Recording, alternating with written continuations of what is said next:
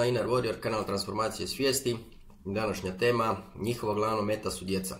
Najprije da se osvrnem na cijelu situaciju koja se trenutno dešava, znači imamo pojačanu propagandu, opet nova zastrašivanja. Uglavnom se to vrši tako što vam se, znači pogotovo sad jer se pikira na djecu, pa se kao prijavljena je kao prva žrtva novorođenče negdje u Srbiji, propaganda je još jača, pojačana je represija, znači evo prijete nam se sa novčanim kaznama i još većim kažnjavanjem. Normalno izgovor za to je povećanje brojki, brojke se i dalje stalno spominju, međutim kao i obično, znači uvijek se spominje samo djelomična informacija, znači stalno se spominju brojke, međutim bilo bi itekako pošteno da se kaže koliko su ti ljudi koji su znači prijavljeni kao nekakvi oboljeli, koliko njih se u biti cijepilo. Jer kao što sam i predvidio, sa povećanim cijepljenjem povećat će se i broj zaraženih. Već sam o tome govorio u prethodnim videima, znači ljudi koji se cijepe, većina dobiva nekakve simptome, ima simptome zaraze, međutim oni misle da su zaštićeni i normalno se kreću u javnosti i na taj način šire virus. Novi sojevi su se pojavili upravo tamo gdje su bili programi cijepljenja najžešći, kao što je u Velikoj Britaniji. Po principu oka ove britve, koja kaže, znači ako imate ponuđena rješenja na neki problem, znači više takvih rješenja, uglavnom je točno ono koje je najjednostavnije. Povećana je broj cijepljenih se povećava, iz dana u dan se, znači ljudi su se počeli kao cijepiti i uz to se povećava broj zaraženih. Logika je ono što je u biti i ljudi i prijavljuju, većina nakon nekog cijepljenja imaju simptome. Vidjeli ste, znači mogli ste čitati u Sloveniji profesori, odnosno učitelji koji su se cijepili u jednoj školi, njih 26, drugi dan više nije moglo prisustvovati nastavi i znači obustavljena je nastava u toj školi. Onaj video koji sam vam već snimio prije o cijepljenim zdravstvenim djelatnicima u Rijeci, koji su nakon cijepljenja imali simptome i stimuliralo ih se da dolaze takvi na posao. Sad se čudimo, znači, povećanju brojki zaraženih, odnosno tih prijavljenih koji su oboljeli, pa normalno, znači uz cijepljenje, očito je cjepivo, mislim, nema drugog odgovora. To je čista i zdrava logika. I sad u onom principu problem akcija rješenje, idealna situacija da se jednostavno uvede još više represije, još više kontrole i u biti na taj način opet automatski će se prisiliti da cijepljenje bude obavezno, jer isto onako kako ste si uveli maske, znači kako su uvedene maske, policija u biti bili su ljudi jedni drugima, tako će isto biti policija jedni drugima kad bude znači uveđeno cijepljenje. Znači isto ko što niste nakon nekog vremena mogli ući u trgovinu bez maske, tako će vam se uvjetovati, nećete moći više ući u trgovinu ako nemate potvrdu o cijepljenju, digitalni certifikat ili nešto tome slično. Ono što sam već snimio video prije, u Njemačkoj već to krenulo sa tim digitalnom identifikacijom, u Velikoj Britaniji također, u Izraelu da ne govorimo, tamo je situacija katastrofalna. I to je to. Znači jednostavno takva je situacija da sve ovo što mi koji stalno na to upozoravamo, najavljujemo, to definitivno ide u tom smjeru. I sad, ja se nadam da jednostavno da će ipak možda se desiti nekakav promjena, neka transformacija svijesti kod opće populacije i da će reagirati na sve to na vrijeme da se to spriječi. Počele su tužbe, međutim to nije dovoljno. Narod mora jednostavno reći dosta je. O ljudima koji umiru nakon cijepljenja se ne priča, to se zataškava, mada ako ste član nekih od ovih grupa po društvenim mrežama možete čitati svjedočanstva onih koji su se cijepili ili njihovih prijatelja i rodbine. Imate znači velik broj ljudi koji to prijavljuju, ili rodbina ili prijatelji. Em što ljudi umire, imaju teže posljedice, odnosno nuspojave.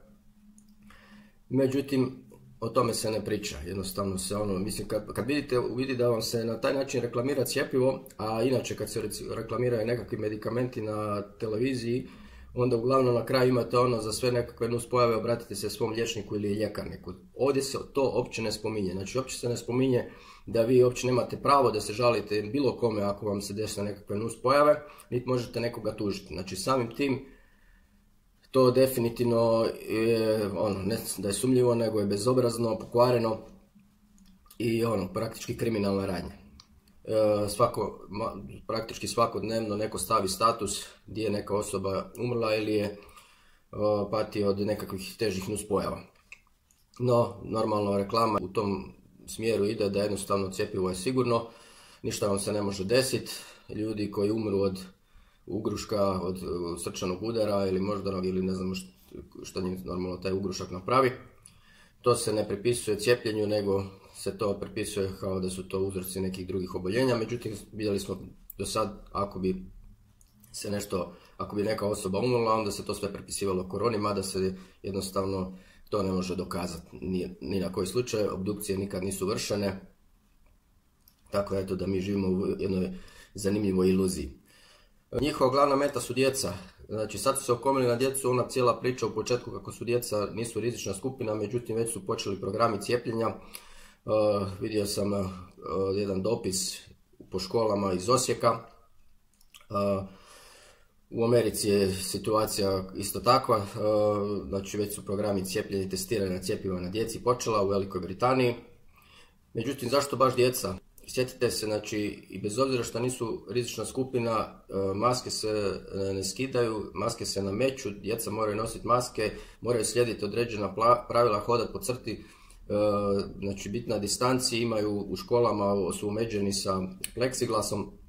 Znači to su sve metode programiranja, jer jednostavno taj mladi dječji mozak je u tom periodu života vrlo sugestibilan i vrlo lako ga se programira. I zato je cilj i njihova glavna meta su djeca, jer one generacije koje oni već sad istreniraju da se ponašaju po tim pravilima, to će te generacije kad odrastu će biti vrlo lake za kontrolu. Uz to, s obzirom da cjepivo ima takve nuspojave, znači prijavljuju se razne nuspojave, međutim jedna od njih koja je prijavljena je sterilitet. Ako želite smanjiti globalnu populaciju na zemlji, onda je to najjednostavnije da napravite, znači, kemijsku sterilizaciju, odnosno kemijsku kastraciju opće populacije. I normalno, ako su cijepljenja budu redovita svakih 6 mjeseci, ako klince već sad istrenirate da moraju primati cjepivo svakih 6 mjeseci, budite sigurni, te generacije će biti sterilne, uz to što će imati sigurno nekakve autoimune bolesti. Znači idealna klijentela za farmakološku industriju, plus to neće jednostavno se množiti i ona ideja Bill Gatesa da smanji populaciju na planeti jednostavno ide po planu. I za kraj da vas pozovemo, sutra je 20. Podržavam ove proteste koji će se desiti uglavnom u većim gradovima u cijelom svijetu, pa tako i u Hrvatskoj u 4 veća grada. Ja mislim da je u Rijeci, Splitu, Zagrebu, ne znam da li Osijeku, ali eto mislim da za ova 3 sam siguran.